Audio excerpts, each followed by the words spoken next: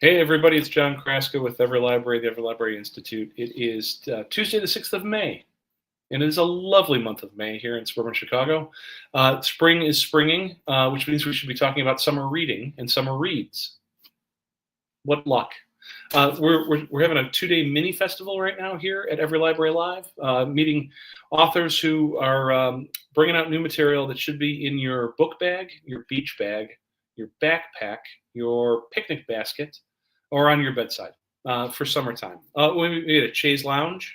Maybe we'll sit out in the backyard and we will have ourselves a good read. What we want to do here at EveryLibrary is not only focus on the things that are happening in the United States around big issues like censorship or cuts to federal funding for libraries or difficulties in certain states. We want to connect people to good reads through their library. The author, the publisher, the bookseller, because I love going to bookstores myself, the library, I love to go in the libraries, to the reader. So today we're going to be focusing some new and good attention on summer romance books from fantastical realms. I want to bring in 3 wonderful authors that we will have a chat. I have Michelle Miles here, Skye MacKinnon, and Michelle M. Pillow. It is the time to wave at each other and say hello, and I'm glad that some of you know each other a little bit, and this is a little bit more of a get-to-know-you time. Let me do your official bios, and then I got some questions for the bunch of you, if that's all right. So, Michelle M. Pillow, we're going to be talking a little bit about the Merely Mortal series, which book 4 is coming out in June. Michelle M. Pillow is a prolific New York Times and USA Today best-selling author with millions of books sold. Though she writes in many genres and is best known for romance and mystery, her rich world building creates portals for the imagination. She is a winner of the RT Reviewer's Choice Award. Fan favorites include the multi-series collection. I meant to ask you in the green room, Michelle. You're going to have to do it for me. I failed as your host. Hit me up. What's the... I had to mute myself. Sorry. Yeah, everyone asked. It's called Krillixin. I should have... And you're not the only one. I honestly didn't know how to pronounce it when I first wrote it, like many years ago. Mm-hmm. And it took my cousin sitting at the table going, Krillixin? I'm like, yeah, that's it. Exactly. You got it. That's really great. I'm old enough to remember that the Justice League TV cartoon series on ABC where the guy had to speak his own name backwards. That reminds me, Mr. Mrs. I can't remember his name either now. So, yeah. It is such a treat to have you here, and my apologies for being a bad host. Oh, no, you're fine. Nobody can get it. Like I said, I didn't even know it when I first wrote it. It took somebody else sounding it out for me to go, Wait, I'm sorry. Yeah, I'm gonna pause here before I introduce Skye and Michelle Miles. Did you just channel that word then? I think I thought it looked cool for a futuristic planet. And I just played around with it. I'm like, oh, yeah, that looks great. I just went with it. And I didn't ever stop to think that I'm going to have to actually say this out loud or read this out loud or give it to like audiobook narrators and tell them how to pronounce it. And yeah, so yeah, I owe my cousin a great debt for that one because he just sounded it out at the table one day and I was like, oh, yeah, that's exactly what I meant. Yeah, no, that's fantastic. That's fantastic. I love it. Okay, cool. Let me introduce Skye as well. Skye MacKinnon is a Scottish romance author who was raised by elves in the mythical Highlands and calls the Loch Ness Monster her friend. Skye, I love your intro here. Her best-selling books weave together romance with action, suspense, and whimsical humor, creating page-turners filled with strong heroines, alpha heroes, and lovable monsters. Skye lives with a bossy cat on the west coast of Scotland and uses the dramatic views from her office as inspiration. We're going to meet your bossy cat today, or did you keep your bossy cat in the closet? Oh, it's very likely. Oh, she's actually sitting next to me. Fantastic. It is usually when I'm on camera, she will jump. She will probably show you her bum because that's the way she likes to do it in front of the webcam. She doesn't have manners, but she's gorgeous. No, that's fantastic. Yes, I have. We have 2 cats here in residence at my home as well, but they're both exiled right now. So, lovely to be with you today. Thank you. Thanks for inviting me. Yeah, Michelle Miles. We're talking about Once Upon an Enchanted Kiss, a Sleeping Beauty retelling. As well as other of her works. Michelle believes in fairy tales, true love, and little bits of magic in every story. When she's not crafting new adventures, she brings stories to life as a narrator and hosts Miles Beyond the Page, a podcast where she chats with authors about their writing journeys. Michelle, I'm going to need some tips from you today, especially my hosting responsibilities. I appreciate you being here, though. Thank you so much. Thank you. Yeah. All right, team. You're all writers within a similar but not the same kind of genre. My biggest question for you at the start of things, and I want you to talk about your books too in relation to this especially, but you each create stories where romance and fantasy collide. When you are dreaming up a new book, what tends to come to you first? The world, the romance itself, the characters? I want to talk about process a little bit. Michelle Pillow, do you mind going first? Not at all.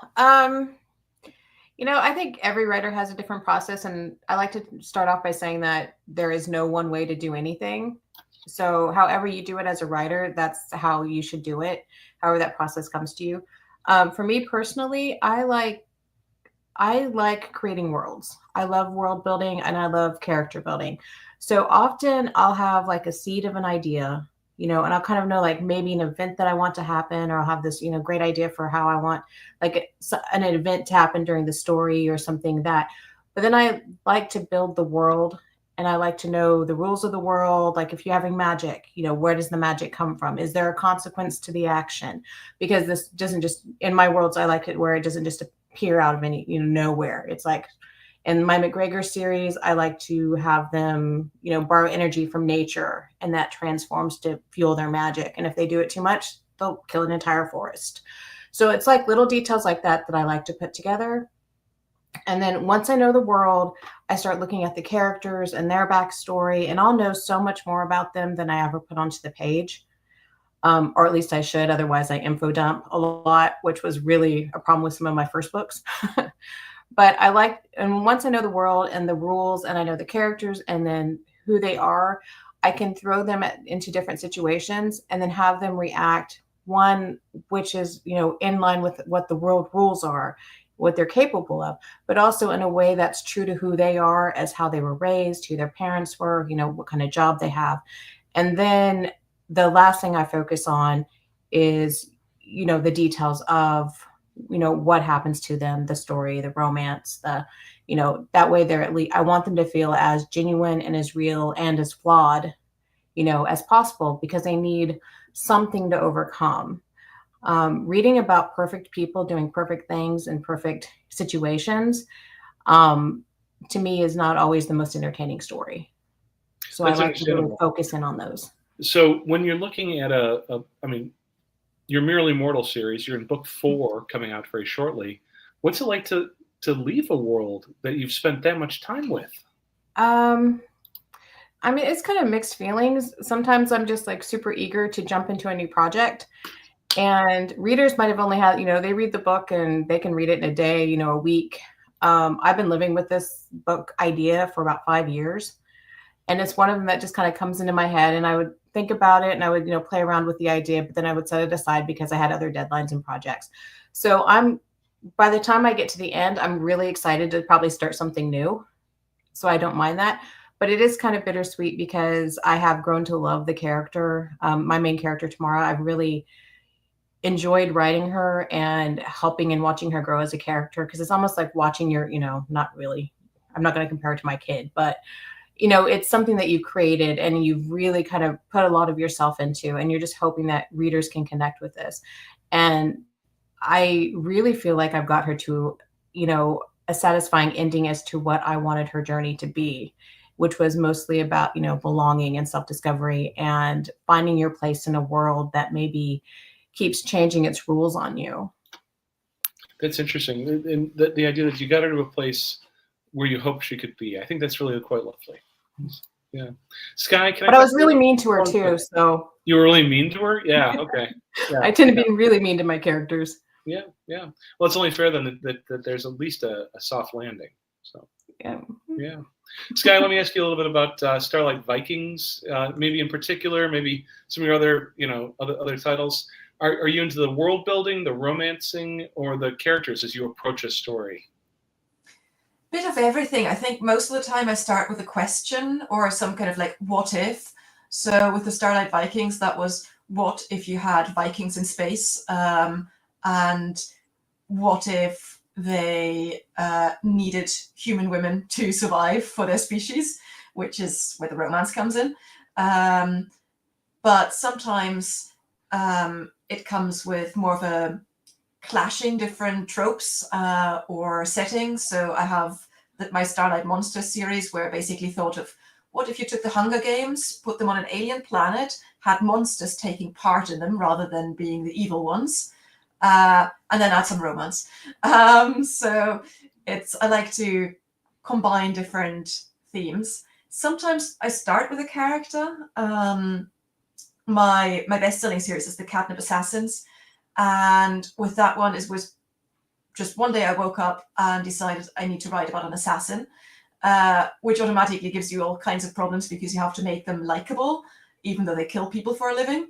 And you also have to find mates for them, or partners, who aren't put off by that. Because most people, if my partner suddenly came to me and said, I have just killed someone, I would not be impressed. And it might make for a difficult dinner conversation, yes. Yeah, exactly. I don't think I would find that particularly attractive. And then, of course, I threw in some shifters and turned my assassin into a cat shifter. So again, I always like to switch it up and combine different tropes. But yeah, I don't think I could ever start with just a character or just a world, or it has to be a mix of them, just to make it a bit more unique and me. So let me ask you a quick follow-up, Skye. Is it the term of art that I've been hearing in these different literary conversations we've been having is that there's some type of writer who is a seat of the pantser? You know, there's somebody who makes it up as they go along. Or forgive me, I'm not trying to put you in a box here. Are you a pantser, Skye? Or oh yes, although I like to call it a discovery writer. What? Say again? A discovery writer, because Okay. I'm discovering the story as I go along. I'm writing a book that I'm plotting for the first time in about 10 years. It's not going too well because my characters keep doing things that aren't in the plot, and then I have to deal with that, and then I get frustrated at both the characters and myself because why did I not foresee this while I was coming up with this plot? But it's for the university degree and they expect you to do a plot. So yeah, but deep inside, discovery writer, I generally know nothing of what I'm writing. I might have a general idea. I don't know where I'm going. I usually figure out the end about 2 chapters before the book ends, if at all. I have one story where there's a murder, and I don't know the identity of the murder myself either. So I'm just as blind as my detective. And that's, for me, that's the joy. That's what makes me sit down every day, because I don't know what happens. So when I write, I generally finish my writing session on a cliffhanger, which is like a cliffhanger for myself, but also for the reader, because then in the next morning, I'm like, oh my God, I need to know what's happening next. And unfortunately, I can't read it unless I write it. So it definitely helps with the word count. That's fantastic. It's nice to have plausible deniability when you have a fan or an interviewer ask you who done it, and you I don't know. No, that's fantastic. Well, let me ask Michelle Miles a similar question, but it's not a gotcha, Michelle, because in Once Upon an Enchanted Kiss, a Sleeping Beauty retelling, if I ask you about the world, everybody thinks that they know that world already. The romance has been on the screen and on the page. The characters, I mean, it's in the title. How do you approach this? Well, I've been wanting to do fairy tales for a really long time, and I had just finished kind of a really dark and dreary urban fantasy series that took 10 years of my life, and so I was really ready for something new and light and fun and different and sweet. And so I have been wanting to do the fairy tales. This book is actually the 3rd book in the series, but they can be read in any order. So Sleeping Beauty, I just wanted to kind of take that fairy tale that you know and sort of spin it in a different way, but using the same elements from the very famous fairy tale that everybody knows, especially the Disney version. But I wanted to go deeper, and I wanted to really tell a more deeper character-driven story. And for me, when I start a new book or a series or whatever, it's always about the character. I always look at the character archetypes. I really love those, and kind of how I can match up a hero and heroine and really cause them a lot of conflict. And so for Enchanted Kiss, Rosamond is, of course, Sleeping Beauty, but she's really a rebellious princess, and it's kind of all about her role as becoming and changing her destiny. Like she didn't know she was betrothed her whole life. She was cursed her whole life. She did not know this until she becomes of age, and then she realizes she's betrothed to a prince she's never met, and she doesn't want anything to do with that. So she was really trying to kind of take control of her own destiny, and that was the story that came about with her. And then Philip, of course, is the prince, and he's kind of the same way. He's not interested in his courtly duties, and so chance brings them together, and they don't know who each other are. So it's a little bit of mystery between the two of them, and it was a whole lot of fun to write, and I really had a good time with that. So you're dealing with something that everybody thinks they know, but nobody's looked at it in an awfully long time either. Right. That as you're describing, I was like, oh yeah, Rosamund, that's right. And even Yeah. you have a classic story with a very different kind of twist in it. The classic romance tropes, do they apply in this kind of a context? I mean, I think they do. I mean, really, all fairy tales are about hope and love, right? Finding yourself, finding discovering that magic within us. And so that's really what I wanted to tap into when I decided to start retelling fairy tales. Is I just really wanted something light and fun and romantic. And it's a very slow burn romance. I mean, it's not Disneyfied by any means, but it's definitely a sweet young adult. I call it young adult, but I mean, some of my readers are in their 60s. So, I think it's a transcending theme that applies, and anyone can relate to it, because deep down, that's really what we want. We want that hope and love and magic. Mm-hmm. Well, emotional stakes that are high, chemistry that's got some intensity to it. What's that other little something else though that goes into it for you, Michelle?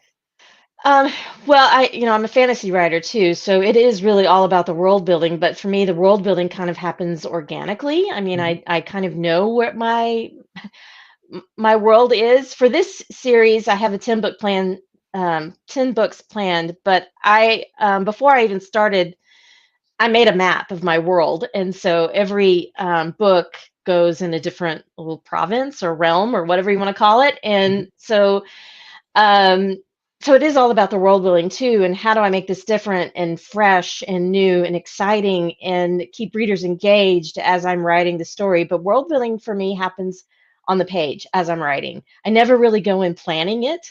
It just happens. I mean, I'm kind of like Skye, and then I am a discovery writer too, and I'm a bit of a pantser. I need a good blurb, and I need to know where my ending is going to end. So that's what helps me write the books. Oh, I dig that.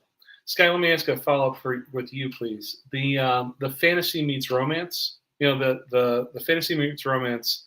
What sparks which?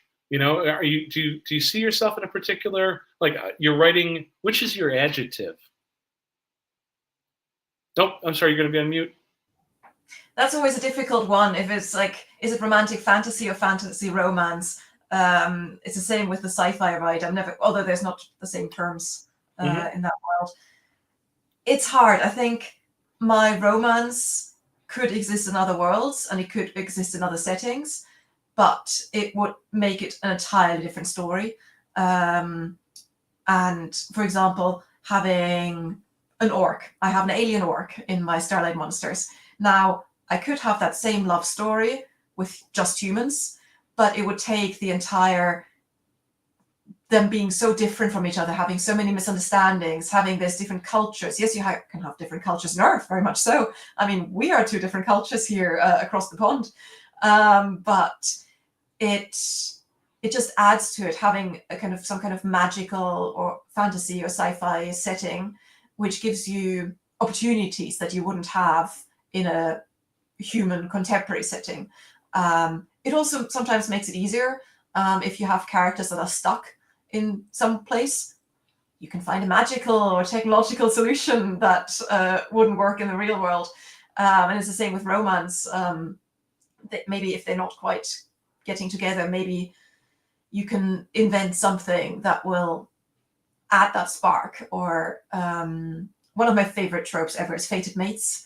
So where something draws them together. To be fair, I thought that was just a book thing until I met my partner and I realized, okay, it can actually happen in real life too. Right. But it's in my books, that's in probably 80% of my books, there's some kind of fated mates trope where they're just drawn together, whether that's by the stars, the universe, by biology, by destiny, whatever you want to call it. It's that promise that there is someone waiting there, out there somewhere, whether that's in this universe or another. Yeah.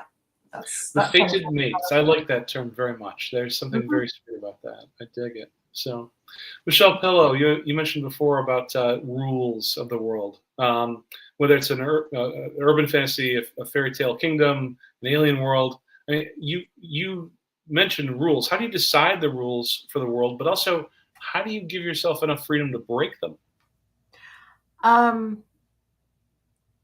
First of all, I'd like to say I loved Michelle and Skye's answers. I'm also a pantser. And when I talk about like world building and character, I'm really not that organized. So I didn't want to like, Oh, you're like 3x5 cards? I'm like, better, Yeah. I do things. No, I'm a complete pantser too. When it comes to the actual story, I just kind of have the setting and everything into place is what I meant by that. But I loved their answers, and I wish I could take them for my own.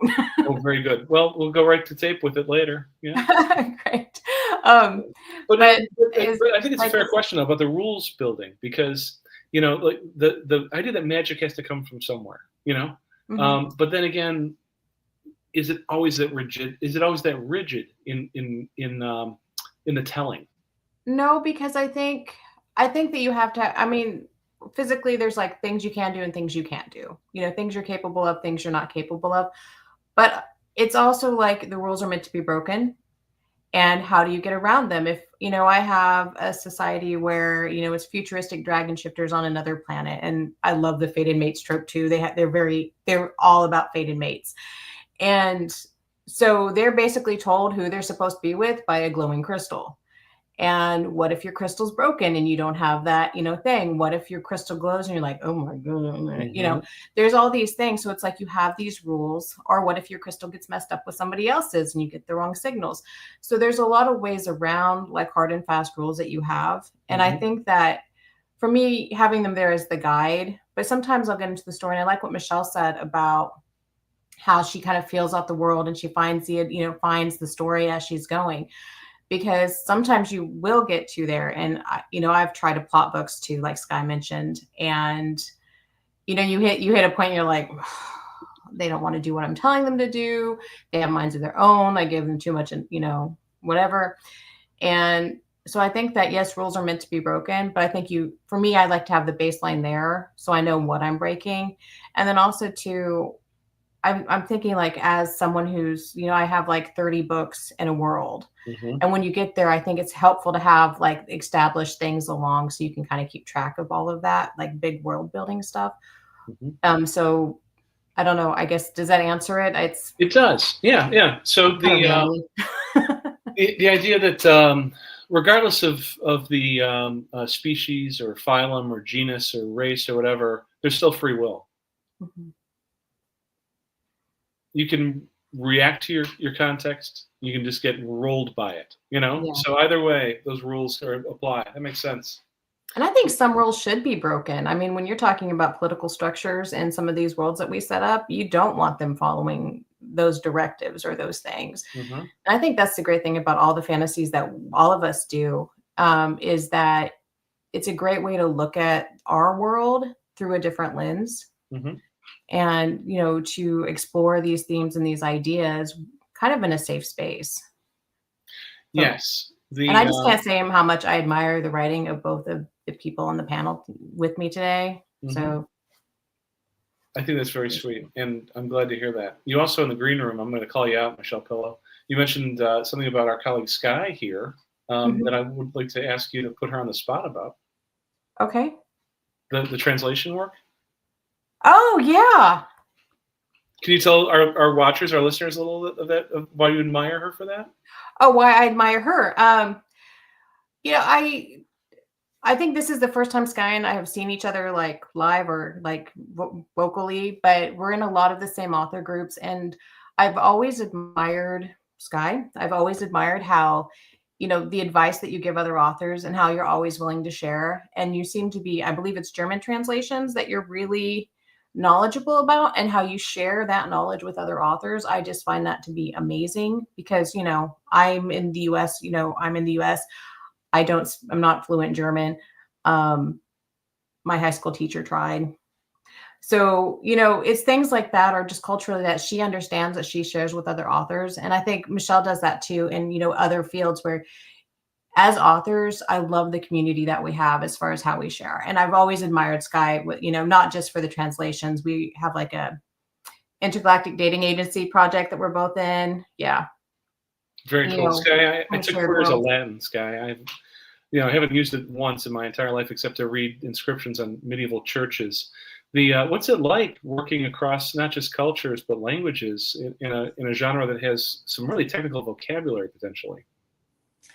I personally love it. I have lived in lots of different countries across the world, and I've always had a very international outlook. And that's one thing I love. As an author, especially nowadays, when I write a book, people all over the world can read it. It's no longer constrained by where the paperback is printed, because ebooks can be read all over the place. And especially in the beginning, some of the retailers have maps, especially Kobo, one of my favorite retailers. I have to point them out, sorry. They have a map where you can see where people buy your books. And yes, it's mostly the kind of major English-speaking countries, but then a random tiny country will pop up. And I know someone somewhere far away where I will probably never even go to, where I've never even met a person from that country, because it's so tiny and obscure and far away from my day-to-day life. Someone there read my book, and that's just amazing. And so when I got to a stage where I was a full-time author and I had lots of books out and I was looking for my next challenge, and so I decided to tackle translations to be able to reach even more readers who didn't speak English or not enough to read a full book in it. And I started with German. And now I have, I think probably 70-80% of my catalogue of my books translated into German. I've added French and Italian since, but German is always going to be the one that I know most about. When I first started looking into how to get about doing translations, I didn't really find many resources about it. There were some authors who'd done it, but there wasn't like a guide or some kind of, someone who could hold my hand and tell me exactly this is how it's done. So I had to do my own research and then wrote a book about it for other authors, because I thought, okay, maybe this will help them. And I started running this Facebook community for German translations. And through that, I've actually met some great people, both in German-speaking countries and abroad. And it just means a lot to me to be able to share stories across boundaries, which is, it's an amazing opportunity that we have as authors. Oh, that's fantastic. I mean, Michelle, Phil, thank you for bringing that up about Skye. Skye, you're very generous for letting us put you on the spot like that. But that's a very interesting authors helping authors kind of conversation. And the community of writers, the community of readers who's out there. Michelle Miles, your podcast, I mean, you're talking to authors all the time. The culture of writing as much as the culture of reading. What's the conversation like these days?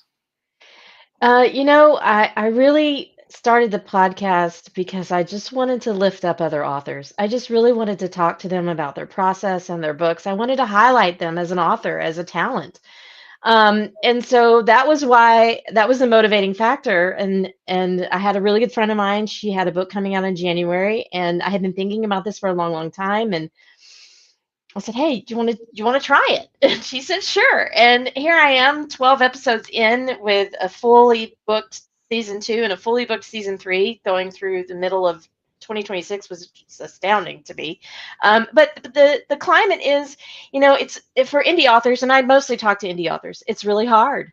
It's a really hard profession, it's really hard. You're screaming into the void, trying to get your books seen. You're trying to sell books. You're trying to run ads. You're trying to be, the jack of all trades. You wear all of the hats. Mhm. And for me, I'm a DIYer, so I do all of the formatting. The only thing I don't do is a cover. I don't do cover art. So I Mhm. hire someone to do cover art, but pretty much I do everything else myself.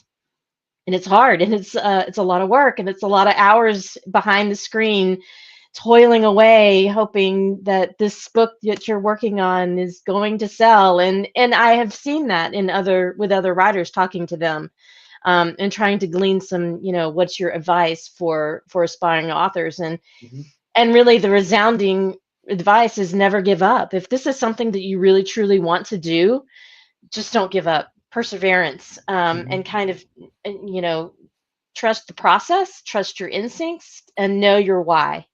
I think that's some of the best advice I've seen. No, I think that's really fantastic. I mean, by the way, the title for your podcast, "The Miles Beyond the Page," I think that's a beautiful little cheeky Thanks. thing. All right, we're hitting that point though in any show where we got to start to wrap up. I want to ask you one question about your writing, go around, and then I need to ask you one question about libraries in your lives. Okay, so Michelle Miles, I'm going to stay with you. Is there something about?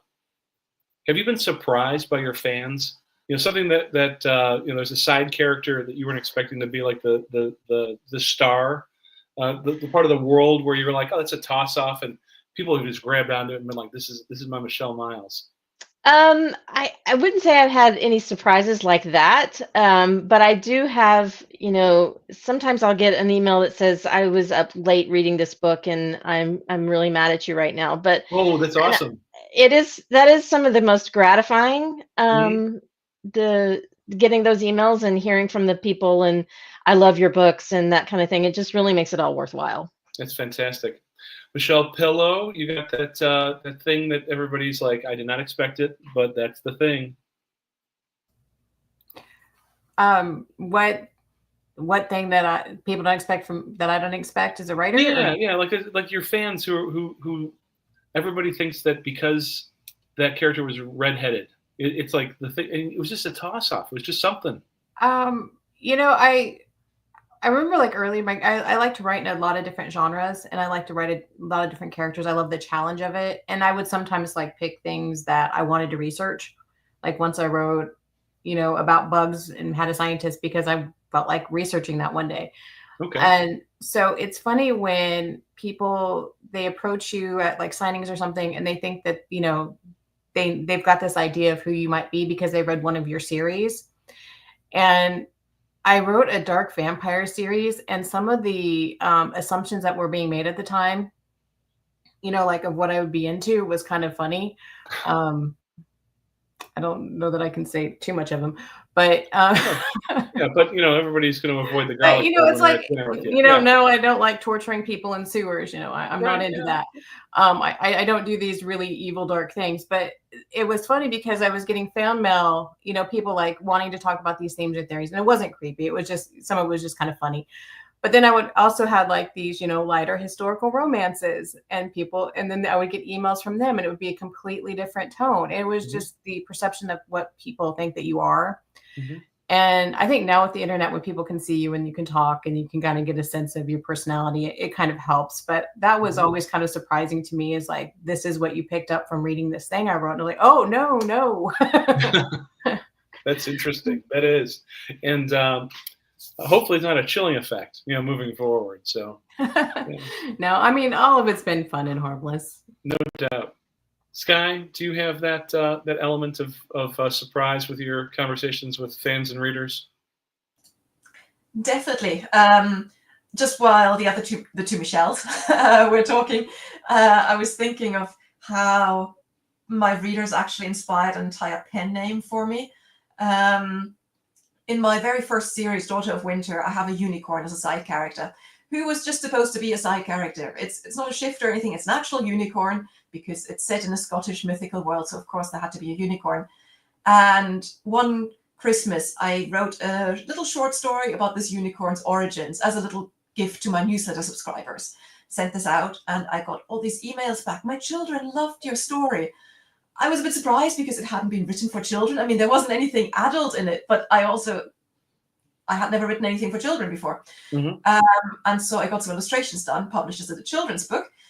And suddenly, like now, 5-6 years later, I have like 19 children's books under that name. And that was all inspired by some readers commenting on a unicorn. So sometimes it's really funny how things work out, and how readers shape your life and your career as an author. That's fantastic. And your website is a unicorn theme as well. That makes sense. Unicorns are everywhere. I love it. I love it.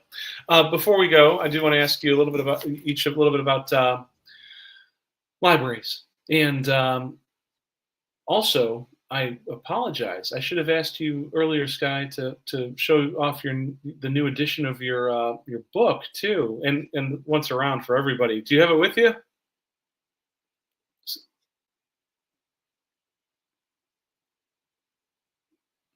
Oh, oh, there we go, right there. That's beautiful. That is a lovely. And then let's see the inside.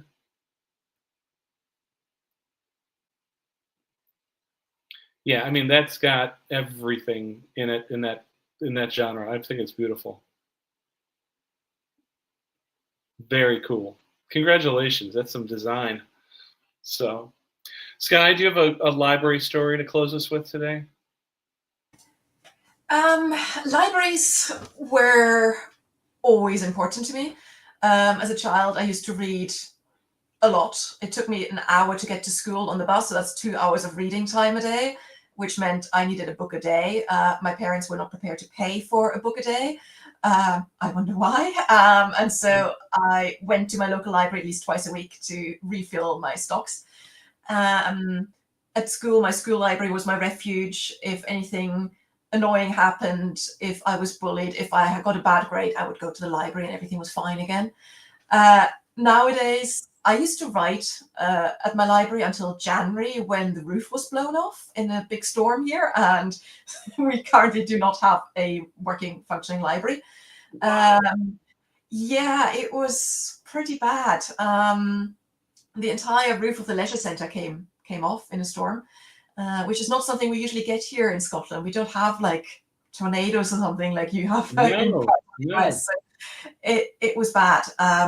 So I very much miss my library at the moment. Luckily, I can still access the online part and download books on my e-reader. So I'm still taking advantage of that. But I very much miss writing in it because it's just beautiful writing surrounded by books, and you feel like all these people who've come before you, all these like intimidating, amazing authors, and you're just sitting there writing a little book. That I was not aware of that issue. There was one around the same time. It happened in Alaska where the snow got too heavy and it caved in. So I might have noticed that one and not your story. I apologize. What a tragedy for that library. Yeah, they're rebuild. It's all. They better rebuild. That's all I gotta say. So, Michelle Miles, do we have a good library closing story from you? Well, I think libraries are meant to be explored, and there's just something magical and wonderful about them. And it's really top of mind for me right now. I just finished a book I just rewrote the Beauty and the Beast retelling that deals with libraries in a magical cursed book. And so I really think that libraries are just a magical, wonderful place. And there's nothing like walking in there and smelling the books and being a part of that. And like Skye, I used to write in the library at my local library several years ago when I was between jobs. So I love being in a library. I love the books. It's books. It's like, I can't get any better than that, right? Yeah, absolutely. Michelle Pillow, every writer I've ever talked to is also a reader. I assume that's you too. Oh, yeah. Libraries in your life? Oh, yeah. I with libraries, access to books and knowledge should not be, bound by bias or budget. And I feel like I look back at my writing career and I wouldn't be a writer if not for libraries, because I remember like in high school, I wasn't the popular kid. I was, I was a little nerdy kid. I was into I was into history. I was into these different things. And I would spend every lunch hour skipping lunch and going through our school library. And I turned it into like this game, and it got me through high school. I mean, I turned it into a game where I would go and I'd look at, the cards or the checkout cards that were, in the cover of the book. And I would try to find the ones that hadn't been checked out for the longest time. So I was finding things that hadn't been checked out for 30 years. And then that's how I would decide what to read. And it ended up putting me in just that little game I would play with myself, put me into the classical section. So I'm reading, like Tolstoy and Pride and Prejudice and all these books that I would never have just picked up, they wouldn't have been assigned to me in school. I wanted to pick them up, fell in love with Jane Austen and Emily, Bronte and all these books and all these worlds. And it got me really interested in history. And then I started thinking of other cultures and like social anthropology type topics. And honestly, without books, I wouldn't have survived high school. Yeah. And I remember as a kid, my mom would always make sure we had access to books in the library.